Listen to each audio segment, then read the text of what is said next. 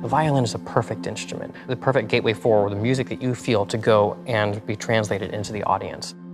Its projection is incredible. The range of sounds is incredible. When I was conceiving this new instrument, I didn't want it to be an imitation. I wanted it to be very different. The Dharma Big Sur is written by a composer named John Adams, one of the greatest composers in the world at the moment. I'd never heard anything like it. This one required a 6-string electric violin. So I decided to make it.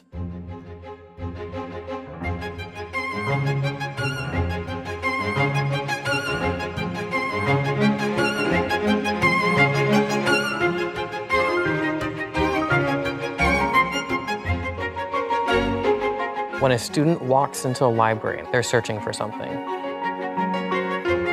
When you have these different machines with these different ideas, who knows what can happen? The most traditional sense of the library is the space with books. The generations that we now serve have very different expectations. It's important then to transform the spaces and to really take stock of what they need and how they learn. Spaces like this, here in the Foundry, I think are very inspirational spaces, changing the user from being a consumer only of information to a creator of knowledge. When I first met Daniel, I knew he was the one who was going to help me out figure out how to make this. I was working at the Foundry. Sean came in, he wanted to make a 6-string violin to play this piece. I was like, oh, what's your background? And he's like, I'm a violinist. I was like, you're crazy. We sat down in the Foundry and we started designing.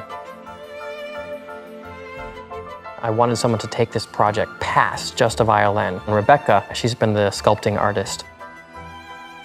They look for opportunities to work together and solve problems. All these various people came together in a way that he might not have planned or expected, but happened because of a space like this.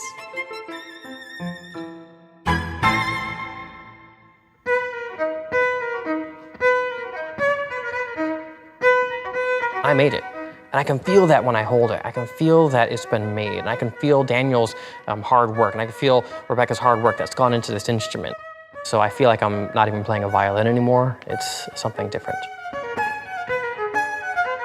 We've always been in the business of preparing students with lifelong skills and to be entrepreneurs in an economy that enables and allows and almost demands that now.